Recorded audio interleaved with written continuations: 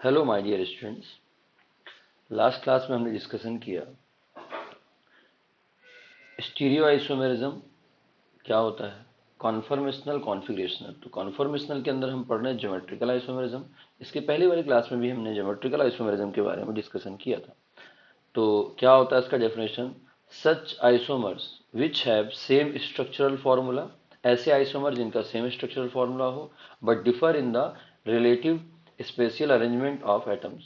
Atoms का 3D में जो अरेंजमेंट है वो डिफर होना चाहिए, और ग्रुप का around the double bonds are called the geometrical isomerism, geometrical isomers, and the phenomena is called geometrical isomerism. तो डेफिनेशन क्या है, वो क्या कहती है, उसके अकॉर्डिंग आप समझने की कोशिश करें।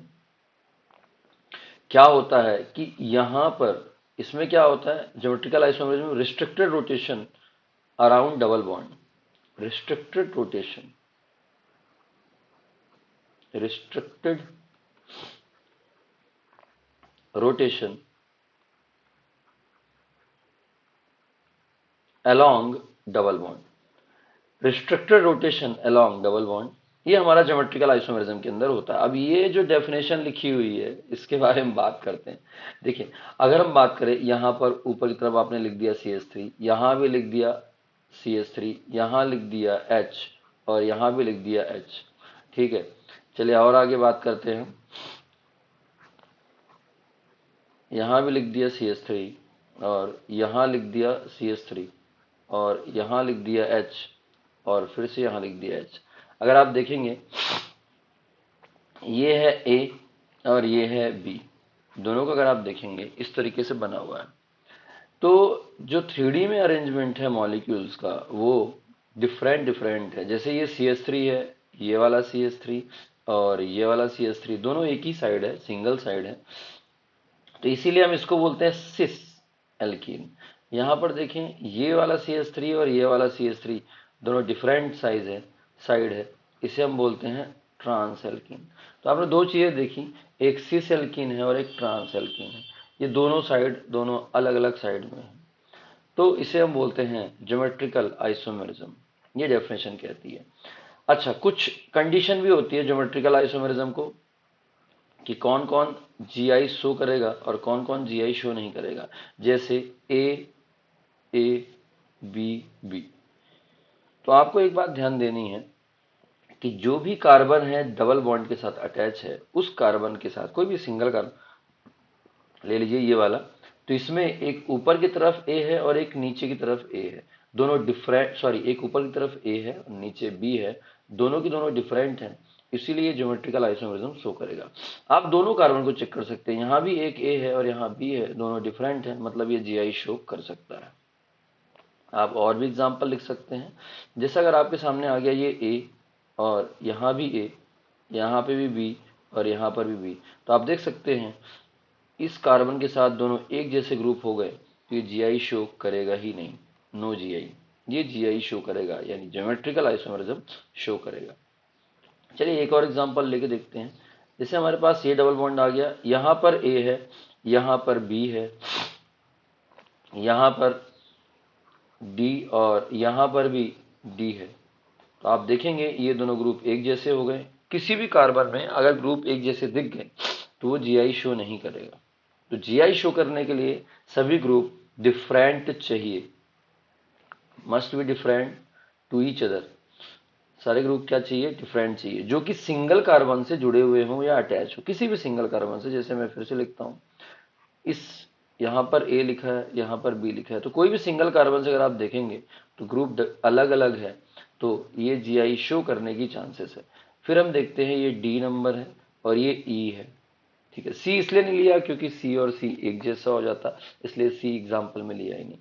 यहाँ देखिए, इस वाले कार्बन के साथ जनरली दोनों ग्रुप अलग अलग हैं, और इस कार्बन के साथ भी दोनों ग्रुप जो जुड़े हैं डायरेक्ट, ये अलग अलग हैं, मतलब ये ज्योमेट्रिकल आइसोमेरिज्म शो कर सकता है, नो प्रॉब्लम।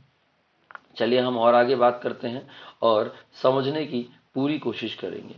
ओके, तो क्या होता है और हम आगे की बात करें। इसमें छोटी सी लाइन खींच दें जिस वजह से आपको भी दिक्कत ना हो समझने में। चलिए हम और आगे बात करेंगे और समझने की कोशिश करते हैं। तो इस तरीके से हमने देख लिया ज्योमेट्रिकल आइसोमेरिज्म शो कैसे होता है।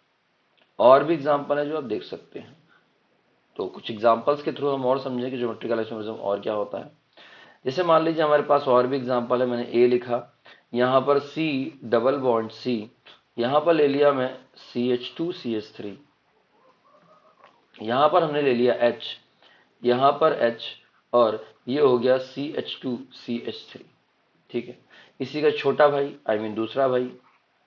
आपको पता ही है, अगर दोनों ग्रुप एक ही साइड दिखें, ऊपर की तरफ है या नीचे की तरफ, दोनों एक साइड दिखें, कोई भी ग्रुप, चाहे हाइड्रोजन को आप जज करिए, हाइड्रोजन जो लिखा हुआ है चाहे उसको जज कर लीजिए, चाहे उसको जज कर लीजिए, कोई दिक्कत नहीं, कोई भी जज करिए, तो एक ही साइड है, तो इसे हम बोलते हैं सिस एल्कीन। और आगे बात करें, यहाँ पर क्या है, सी डबल बॉन्ड सी, वापस से अगर हम देखेंगे एक H में यहाँ लगा दिया, एक लगा देता हूँ CH2CH3। ठीक है, यहाँ पे अगर हम देखें, यहाँ पे वापस से लगा हुआ है CH2CH3, यहाँ पे H। तो अगर आप ध्यान से देखेंगे तो दोनों ग्रुप, ये जो CH2CH3 है और ये भी CH2CH3, दोनों डिफरेंट डायरेक्शन में है, या फिर आप इसको चेक करें तो एक H ये और एक H ये, दोनों डिफरेंट डायरेक्शन में है, तो इसे हम बोलते हैं ट्रांस एल्कीन। क्या बोलते हैं? Trans alkene. तो ऊपर वाला सिस एल्कीन है और नीचे वाला ट्रांस एल्कीन है। आई होप आपको अब तो इतना क्लियर हो गया होगा कौन सिस होता है कौन ट्रांस होता है। तो अब हम निकालेंगे difference between cis and trans alkene. तो क्या होता है सिस और ट्रांस एल्कीन में डिफरेंस, तो ध्यान से समझने की कोशिश करेंगे। इसमें और भी एग्जांपल आप देख सकते हैं, कोई दिक्कत वाली बात नहीं।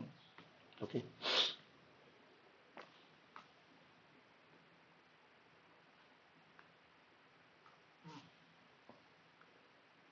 मैंने हेडिंग डाल के रखी है, ये रही हेडिंग, इसमें आप चेक कर सकते हैं सिस और ट्रांस एल्कीन में क्या डिफरेंस होता है। ओके, तो चलिए समझने की पूरी कोशिश करेंगे सिस और ट्रांस एल्कीन में क्या डिफरेंस होता है। इसको यहाँ लिख देता हूँ। चलिए, तो शुरुआत करते हैं। What is the difference between cis and trans?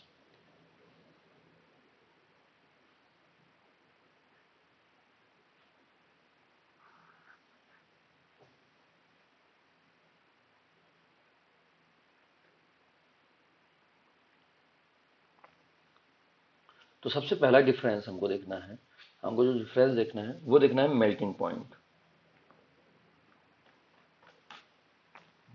Melting point सबसे पहला डिफरेंस है, मेल्टिंग पॉइंट।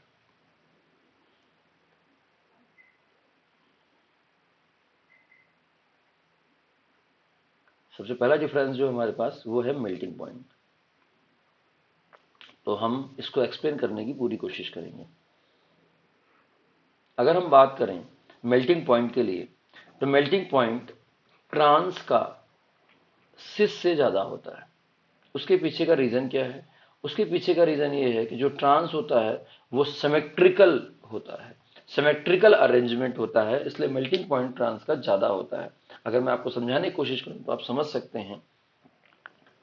मान लीजिए ये इस तरीके का भी ट्रांस बनता है, आपको पता ही होगा, यहाँ पे CH3, यहाँ पे CH3, यहाँ पर H है, यहाँ पर भी H है, तो इसको ट्रांस बोलते हैं। दूसरा अगर हम देखें इस तरीके से, तो इसको बोलते हैं सिस एल्कीन। तो ट्रांस का ज्यादा होता है, उसका रीजन ये है कि सिमेट्रिकल होता है। अगर आप इसको बनाना चाहेंगे तो मेल्टिंग पॉइंट इसका और बढ़ता जाएगा। इस तरीके से आप देख सकते हैं, जैसे ये रहा, ये रहा, फिर वापस से बना दीजिए, ये रहा, ये रहा, फिर वापस से बना दीजिए, ये रहा, ये रहा। तो ट्रांस वैसे ही मोर स्टेबल है, तो आप बता सकते हैं कि मेल्टिंग पॉइंट इसका ज्यादा होता है। इस तरीके से आप देख सकते हैं। नेक्स्ट जो हमारे पास मेल्टिंग पॉइंट के बाद आता है, नेक्स्ट वो आता है बॉइलिंग पॉइंट। अगर मैं बॉइलिंग पॉइंट के बारे में बात करूं तो बॉइलिंग पॉइंट क्या होता है? बॉइलिंग पॉइंट, तो बॉइलिंग पॉइंट की बात करते हैं हम। ठीक है, और समझने की कोशिश करेंगे। यहाँ लिख देता हूँ नीचे, ज़्यादा अच्छा रहेगा, अलग अलग है। हाँ, तो बॉइलिंग पॉइंट की बात करें अगर हम, तो बॉइलिंग पॉइंट क्या होता है, ध्यान से समझिए।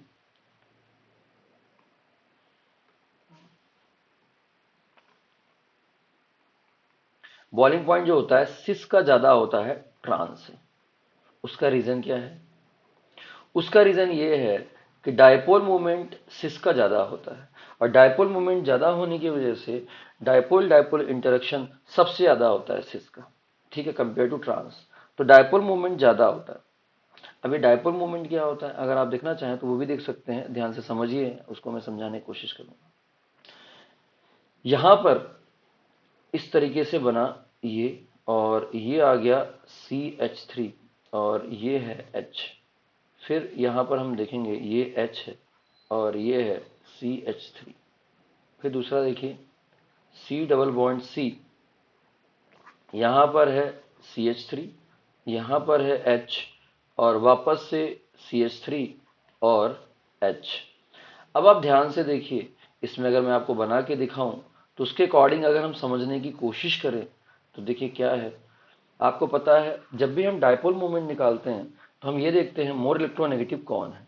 तो यहां पर जो डबल बॉन्ड है, आप हमेशा ध्यान रखिए जब भी डबल बॉन्ड होता है तो वहां पर sp2 हाइब्रिडाइजेशन होता है, जिसमें की वजह से s करेक्टर ज्यादा होता है, और s करेक्टर ज्यादा होने की वजह से नेगेटिविटी ज्यादा हो जाती है उस कार्बन की। इसीलिए आप याद रखिएगा जब भी हम डायपोल मोमेंट निकालने हैं तो एक छोटा सा एरो के थ्रू इसको शो करते हैं, और ये जो एरो का ये माउथ है, ये जो दिख रहा है, ये उस तरफ जाता है जहां पर इलेक्ट्रोनेगेटिविटी ज्यादा होती है। इलेक्ट्रोनेगेटिविटी जिसकी ज्यादा होगी उस तरफ इसका डायरेक्शन जाएगा। तो इलेक्ट्रोनेगेटिविटी ज्यादा है, तो इस डबल बॉन्ड की इलेक्ट्रोनेगेटिविटी ज्यादा है, इसीलिए ये जो डायरेक्शन है इस तरह जाएगा। दूसरा अगर देखें हम, इसका डायरेक्शन भी इस तरफ जाएगा। ओके, अब मैं मान लेता हूं ये ए वाला है और ये बी वाला है। इस एरो को मैं यहां दिखाता हूं, तो एक एरो आगे देखेंगे तो इस डायरेक्शन में जा रहा है, दूसरा एरो देखेंगे तो इस डायरेक्शन में जा रहा है, थोड़ी टेढ़ा हो गया, कोई दिक्कत नहीं। दूसरा एरो अगर आप देखेंगे तो इस डायरेक्शन में जा रहा है, मतलब दोनों का डायरेक्शन आप देख ही रहे किस किस डायरेक्शन में जा रहा है। लेकिन इसका जो रिजल्टेंट आएगा वो किधर आएगा, ये बीचों बीच आएगा। रिजल्टेंट किधर आने वाला है, एकदम बीचों बीच, इस तरीके से रिजल्टेंट यहां आएगा। ये रिजल्टेंट है इसका। मैं एक तरह से और आपको अच्छे से समझाने की कोशिश करता हूं कि मान लीजिए ये कोई ऑब्जेक्ट रखा हुआ है जो 100 kg का है। एक आदमी यहां से इस तरफ खींच रहा है, बोल रहा है मैं लेके जाऊंगा इसको इस तरफ, ये भी खींच रहा है, साथ में खींच रहा है।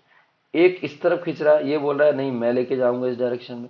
जैसे ही दोनों एक दूसरे के अपोज में इस तरीके से कुछ एंगल में विड्रॉ कर रहे हैं, तो फिर ये आपको पता ही, ये ऑब्जेक्ट अगर आप प्रैक्टिकल भी करेंगे तो ये ऑब्जेक्ट इस डायरेक्शन में चलना शुरू कर देगा।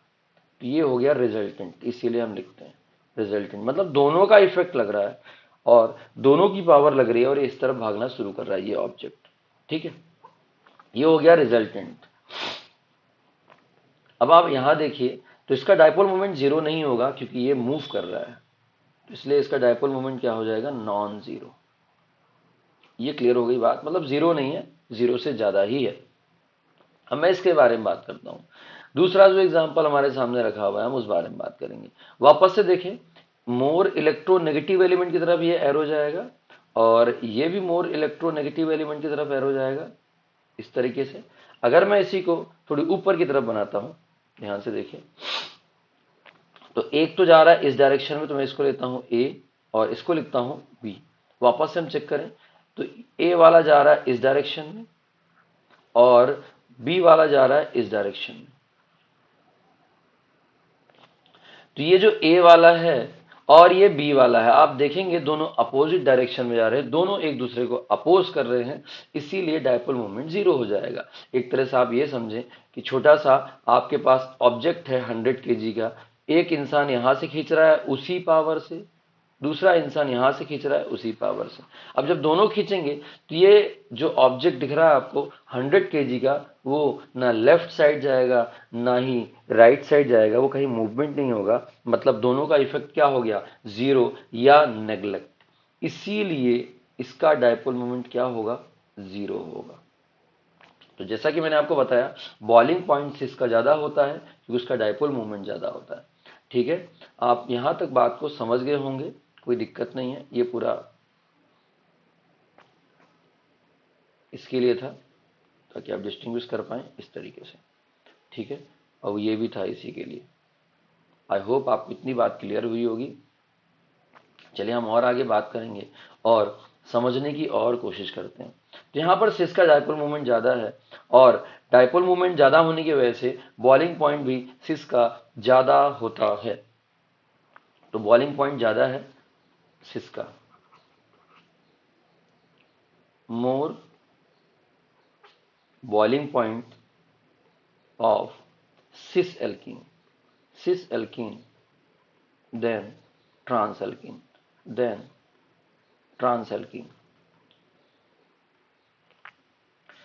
क्योंकि डायपोल मोमेंट ज्यादा होता है। Dipole moment because dipole moment of cis alkene cis greater than trans। अब उसके आगे ये रीजन बताऊं। उसका रीजन ये है कि डायपोल डायपोल इंटरेक्शन ज्यादा होता है सिस में, और स्ट्रांग हो जाता है बॉन्ड। डायपोल डायपोल इंटरेक्शन ज्यादा होता है, यानी उनके बीच इंटरमॉलिक्यूलर अट्रैक्शन फोर्स ज्यादा होता है। सीधी बात, इंटरमॉलिक्यूलर अट्रैक्शन फोर्स ज्यादा होता है किसमें? Intermolecular attraction force, intermolecular attraction force ज्यादा होता है। ठीक है, इसीलिए बॉइलिंग पॉइंट ज्यादा होता है। नेक्स्ट हमारे पास जो आता है, हमने देख लिया बॉइलिंग पॉइंट के बारे में। नेक्स्ट हम देखेंगे सॉल्युबिलिटी। सॉल्युबिलिटी, तो अगर हम देखेंगे सॉल्युबिलिटी, नेक्स्ट देखेंगे हम सॉल्युबिलिटी कि सॉल्युबिलिटी क्या होती है।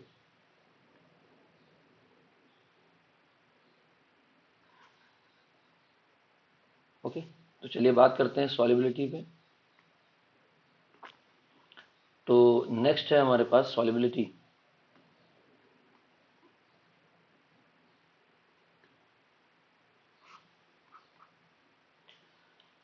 तो यहां पर भी देखेंगे सिस की सॉल्युबिलिटी ट्रांस से ज्यादा होती है। कैसे पता? क्योंकि इसका डायपोल मूवमेंट ज्यादा होता है, और डायपोल मूवमेंट ज्यादा है तो आसानी से ये वाटर में घुल जाएगा या डिजॉल्व हो जाएगा। आसानी से वाटर में डिजॉल्व हो सकता है डायपोल मूवमेंट ज्यादा होने की वजह से। किसका? सिस का, क्योंकि उसका डायपोल मूवमेंट ज्यादा है। मैंने अभी बताया आपको कि डायपोल मूवमेंट सिस का ज्यादा होता है कंपेयर टू ट्रांस। तो ये तो आप बात समझ ही गए होंगे। नेक्स्ट बात करते हैं, इसका डायपोल मूवमेंट क्या होता है? नॉन जीरो होता है, मतलब जीरो से ज्यादा। इसका डायपोल मोमेंट जीरो होता है। चलिए हम और आगे बात करें। सॉल्युबिलिटी के बाद आता है हमारे पास नेक्स्ट हमारा डायपोल मोमेंट। डायपोल मोमेंट, अब ये तो हमने पढ़ लिया है। डायपोल मोमेंट्स के बारे में बात करें,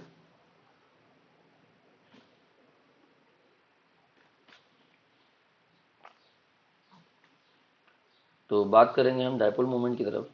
तो देखिए ध्यान से, डायपोल मोमेंट क्या होगा? अब ऊपर तो मैंने बता ही दिया, सिस का वापस से डायपोल मोमेंट ट्रांस से ज्यादा होगा। ये तो मैंने ऊपर ही बता दिया, एक्सप्लेन भी कर दिया कि डायपोल मोमेंट सिस का ज्यादा होता है कंपेयर टू ट्रांस। मैंने आपको एक्सप्लेन कर दिया। ये चार बातें हो गई। अब हम बात करते हैं हीटिंग इफेक्ट।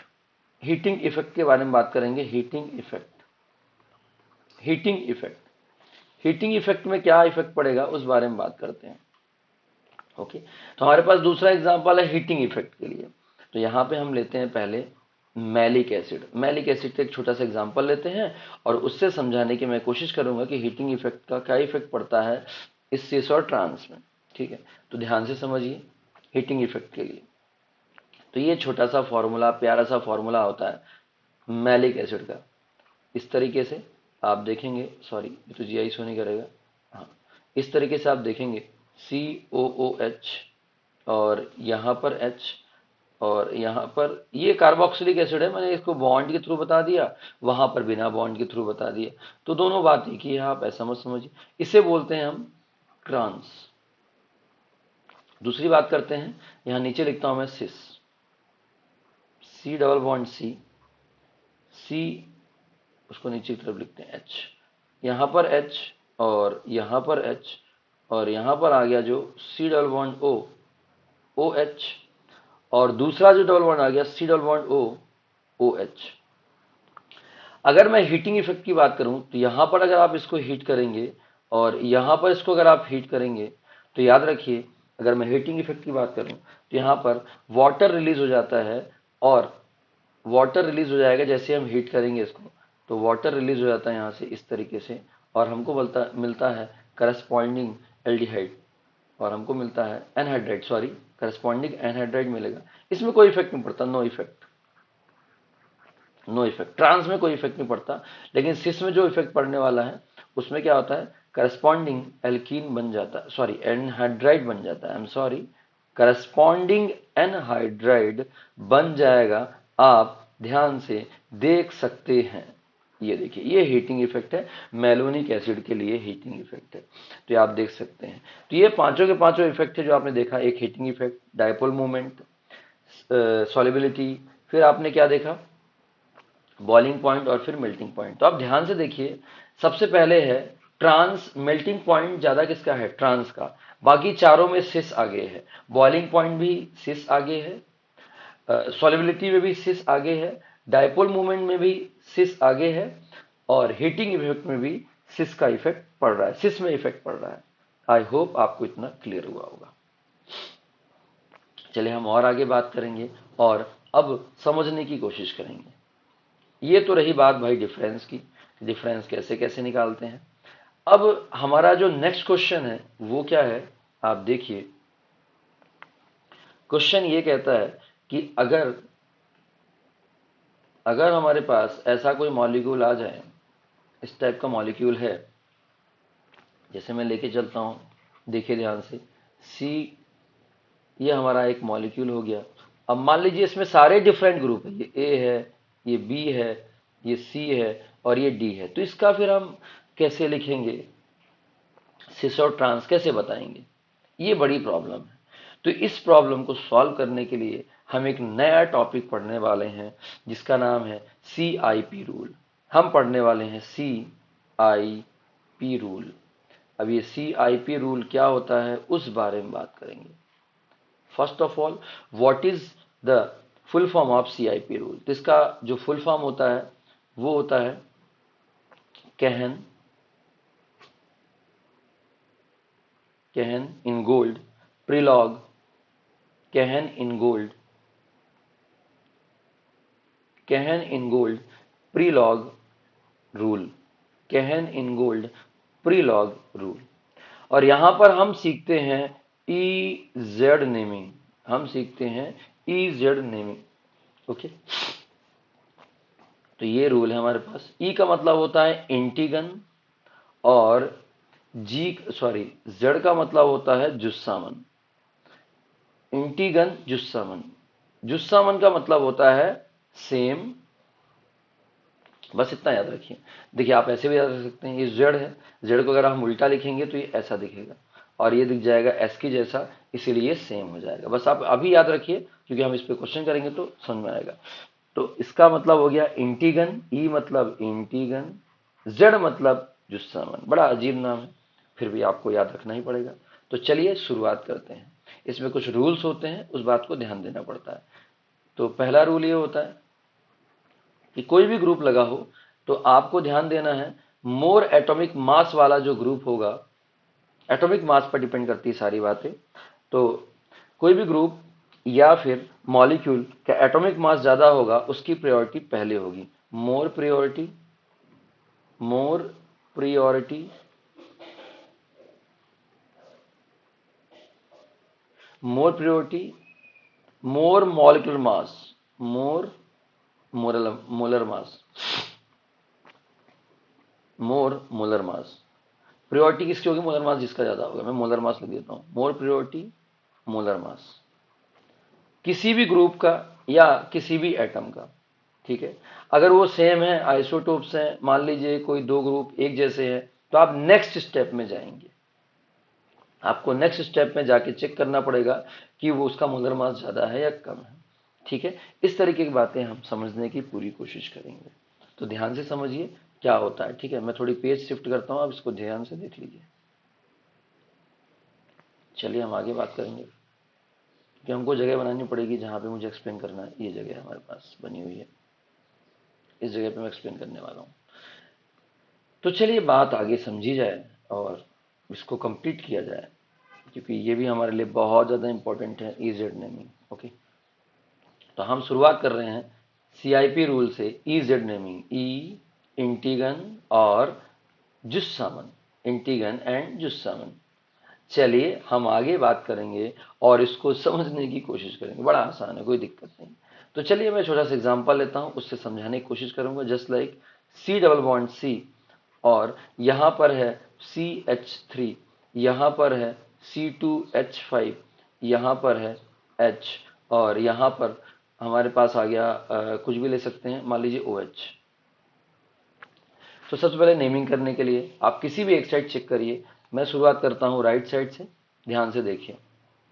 यहां पर देखेंगे ये है CH3, जिसका मोलर मास C2H5 से क्या होगा, कम होगा। इसीलिए प्रायोरिटी ऑर्डर में नंबर वन में कौन आएगा, C2H5। फिर यहां देखें OH और H में से मोलर मास ज्यादा किसका होगा, OH का, इसीलिए नंबर 1 पे आएगा। दोनों एक ही साइड में है, इसीलिए ये कहेगा हमारा सेम साइड वाला मतलब Z, जुस्सामन कहलाएगा ये Z। इसी का दूसरा भाई हम लेके चलते हैं, यहां पर हम बात करते हैं C2H5 और ये हो गया CH3।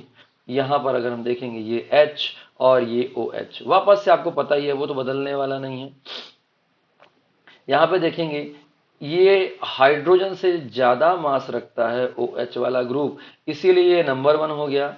इन दोनों में C2H5 का मोलर मास ज्यादा होता है, इसलिए नंबर 1 में हो गया। बस आपको यही देखना है, हाई प्रायोरिटी ऑर्डर वाला को चेक करना है। दोनों अपोजिट साइड में है, इसीलिए ये इंटीगन हो जाएगा, इंटीगन हो जाएगा। और भी एग्जांपल लेते हैं, ये तो बड़े आसान एग्जांपल थे, और भी एक छोटा सा आसान एग्जांपल लेते हैं, फिर हम और आगे बात करेंगे। यहां पर मान लीजिए आपके सामने आ गया Cl, यहां पे आ गया Br, यहां पे आ गया I, यहां पे आ गया F। ठीक है, ये तो काफी आसान होते हैं बच्चों के लिए, इसमें कोई दिक्कत नहीं होती, पर फिर भी मैं आपको एक्सप्लेन करने की कोशिश कर रहा हूं। Cl, यहां पर H और यहां पर F। चलिए हम आगे बात करेंगे। तो यहां पर देखिए ये जो Br है, Cl और Br में से Br का मोलर मास ज्यादा ही होता है, शायद आपको पता होगा। तो ये हो गया नंबर 1। फिर हम आगे देखिए आयोडीन के लिए, आई के लिए, तो यहां पर इसका मोलर मास ज्यादा है। अरे फ्लोरीन का मोलर मास कम होता है, एटॉमिक मास कम होता है फ्लोरीन का, आयोडीन का एटॉमिक मास ज्यादा होता है, इसीलिए ये हो जाएगा नंबर 1। और ये हो गया नंबर 1। जो 1 1 है मतलब हाई प्रायोरिटी वाले हैं, इनको नंबर 2 लिखते हैं, उसका मैं यूज नहीं लिख रहा हूं। इसको Cl को नंबर 2 लिख देंगे तो उसका क्या ही यूज है। तो हाई प्रायोरिटी ऑर्डर है, हाई प्रियोर है, इसीलिए इसीलिए इसका नाम ट्रांस में है, और ट्रांस का मतलब हो गया इंटीगन, ई। वापस इसको चेक करें तो आयोडीन का भाई पहले ज्यादा ही होगा और ब्रोमीन का इधर ज्यादा होगा, तो वापस से हम इसको क्या लिखेंगे, ये जो दिख रहा है आपको दोनों सेम साइड है, इसलिए इसका नाम हो गया Z। आपको इतना क्लियर हुआ होगा। चलिए हम और आगे बात करेंगे ईजेड नेमिंग में। अब बात आती है कि थोड़ी सी और डिफरेंट ग्रुप हुआ तो कैसे बनेगा इनका नेमिंग, तो हम उस पर डिस्कशन करने जा रहे हैं, ध्यान से समझिएगा। ओके, चलिए तो बात किया जाए। अब मान लीजिए कोई और ग्रुप आ गया हमारे पास नंबर 3 में। अब कुछ ऐसे ग्रुप भी आ जाते हैं C डबल बॉन्ड C, और हमारे पास आ गया CH2, CH2 और ये CH3। ठीक है, फिर हमारे पास आ गया CH2, CH2 और H।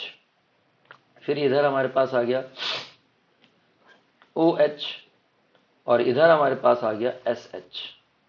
आपको एटॉमिक मास देखना है, आपको इलेक्ट्रोनेगेटिविटी बिल्कुल नहीं देखनी है, सिर्फ आपको एटॉमिक मास देखना है। तो यहां चेक करते हैं हम EZ नेमिंग में कौन सा नेम आएगा E वाला और कौन सा नेम आएगा Z वाला, वो हम दोनों के बारे में डिस्कशन करेंगे। तो ध्यान से देखिए, यहां पर मैं लिख देता हूं SH और यहां पर लिख देता हूं OH।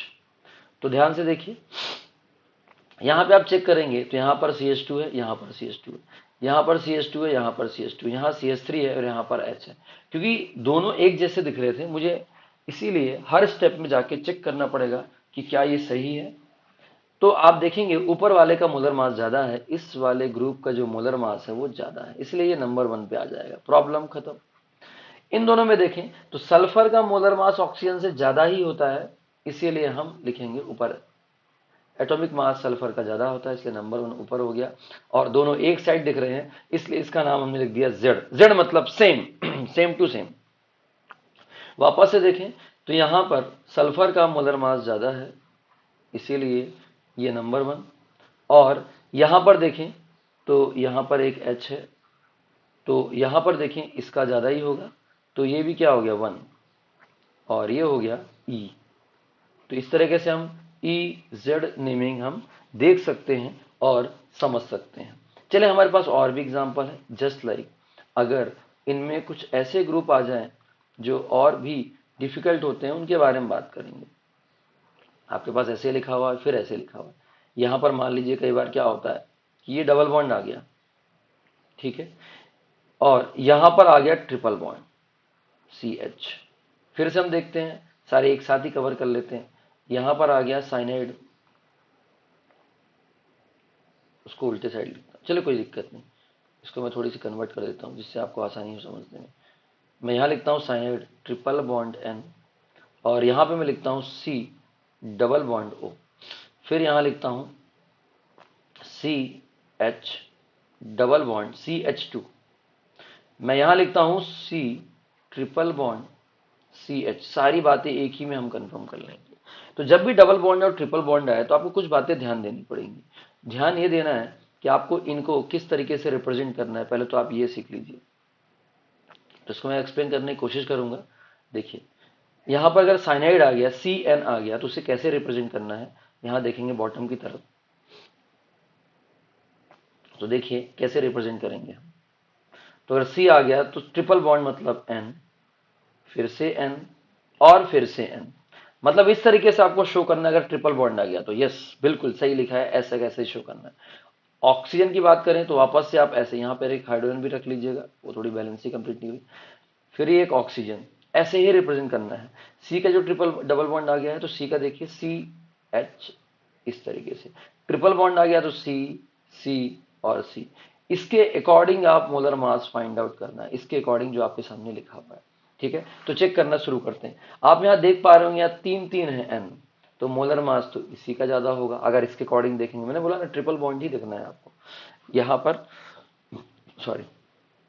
तो यहां पर जो आने वाला है वो नंबर 1 प्रायोरिटी ऑर्डर में ये आएगा, और यहां पर कोई दिक्कत नहीं, एसिटिलीन नंबर 1 प्रायोरिटी ऑर्डर में आएगा। और इसीलिए इसका जो नेमिंग है वो जो हो जाएगा वो हो जाएगा ट्रांस में है, इसलिए ई नेमिंग हो जाएगा, इंटीगन हो जाएगा। चलिए इसका दूसरा भाई हम देख लेते हैं।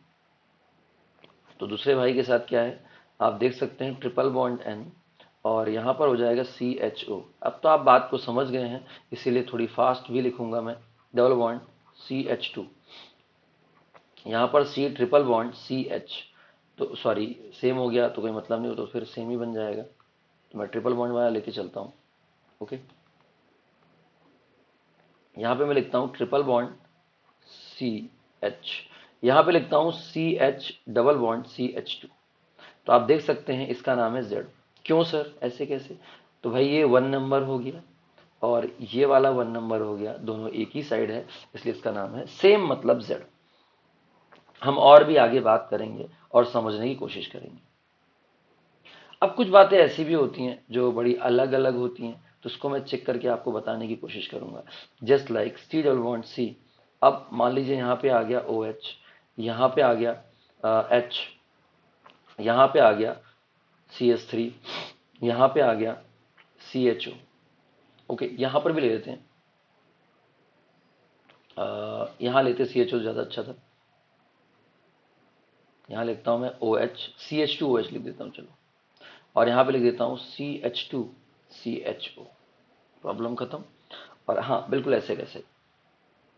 अब हम इसका देखेंगे प्रायोरिटी ऑर्डर के लिए। ध्यान से देखिए, यहाँ पे भी CH2 और यहाँ पे भी CH2, दोनों सेम है, तो प्रॉब्लम खत्म, उस पर ध्यान नहीं देना है। अब आगे जो लिखा है यहाँ पे लिखा है OH और यहाँ पर CHO। CHO का मतलब क्या हो गया, मैं CHO को और अच्छे से समझाने की कोशिश करूंगा। CHO मतलब क्या हो गया आप देखिए ध्यान से।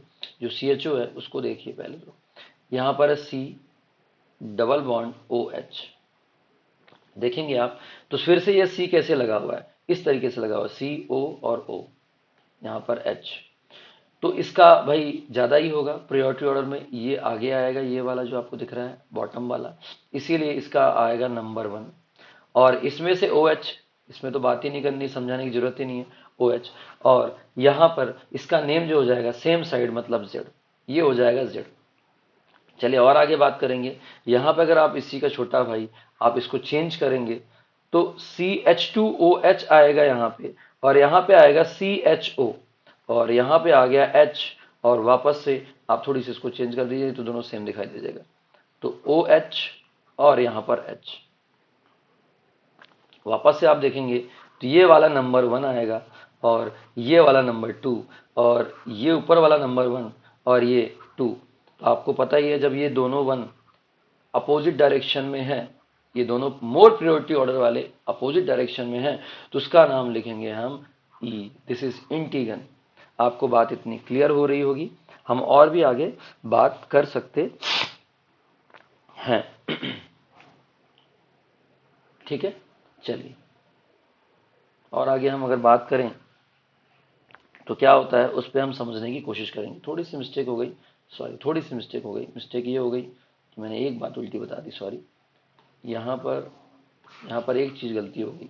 गलती ये हो गई कि मैंने कुछ ज़्यादा ही डायरेक्ट में बता दिया। देखिए यहाँ पे है CH2OH, और यहाँ पर है CH2 C double bond OH, sorry. तो यहाँ पर एक्चुअली क्या है ना, गलती ये हो गई, ध्यान से देखिए आप। यहाँ पर पहले CH2 दोनों में सेम है। दूसरा यहाँ पर O है तो यहाँ कार्बन है, एक्चुअली ये मिस्टेक हो गई। यहाँ पर O है तो वहाँ पर कार्बन है। इसको मैं और अच्छे से दिखाने की कोशिश करूंगा, थोड़ी सी मिस्टेक हो गई, उसको ध्यान दीजिएगा आप।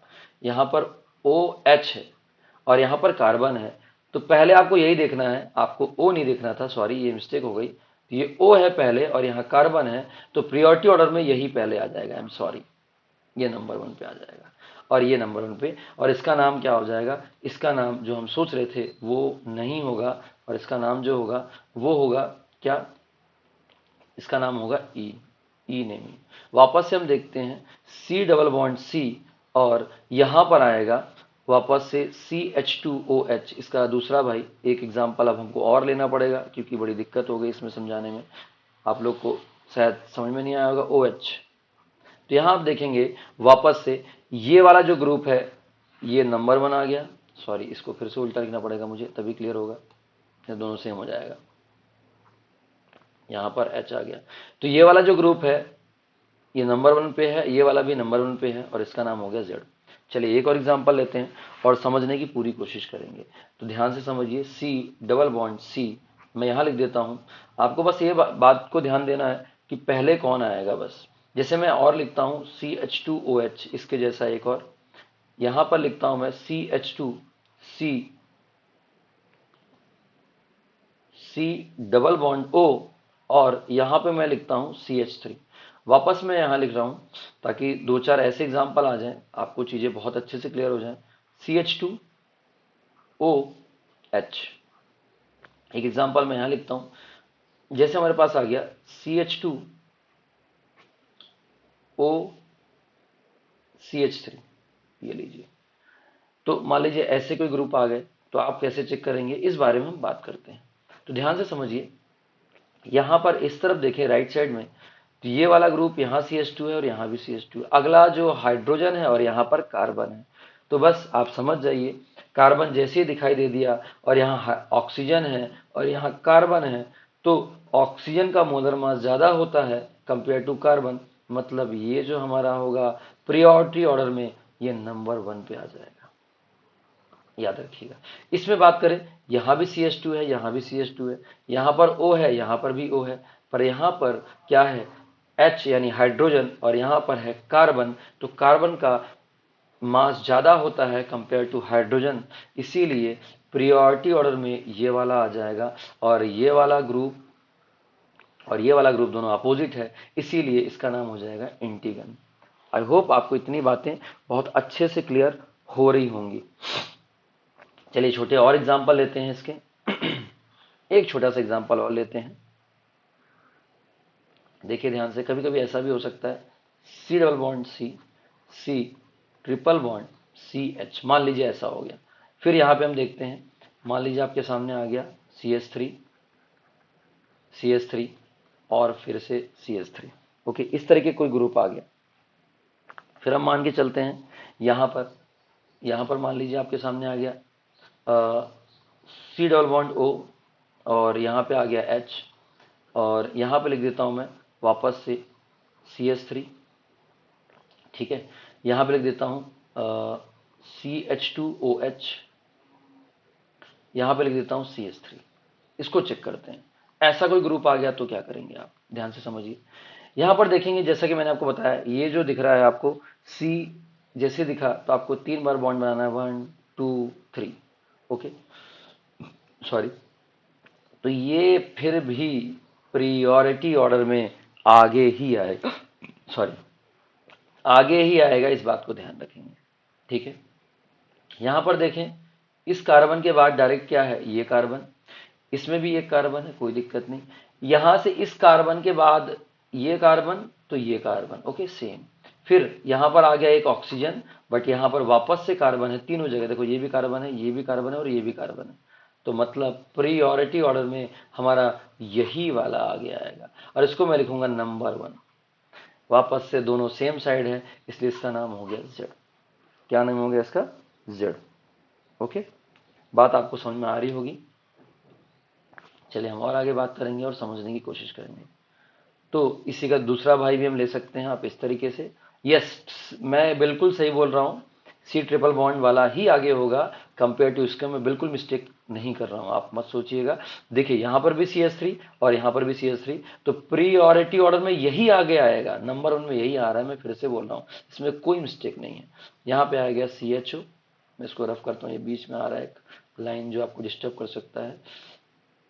फिर हम आगे देखेंगे, यहाँ पर जो लिखा हुआ है, यहाँ पर जो लिखा हुआ है, ये लिखा है CH3, और यहाँ पर लिखा है CH2, यहाँ पर भी लिखा है CH3, और ओके इसके बगल में है OH।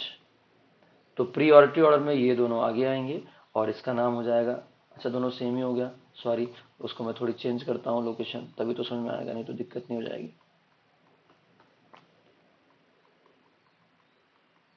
देखिए, तो यहाँ पर क्या है, यहाँ पर अगर हम देखेंगे तो इसको मैं लिखता हूँ CHO, और इसको मैं लिखता हूँ क्या, CH3, CH2 और CH3, और यहाँ से मैं बॉन्डिंग कर देता हूँ इसकी, इसको मैं रिमूव करता हूँ, थोड़ी क्लियर हो जाएगा।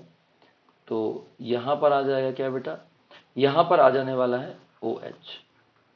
तो आप देखेंगे फिर से प्रियोरिटी ऑर्डर में ये नंबर 1 पे है, तो दोनों का नाम क्या हो जाएगा, ये हो जाएगा E, मतलब इंटीगन ट्रांसफॉर्म।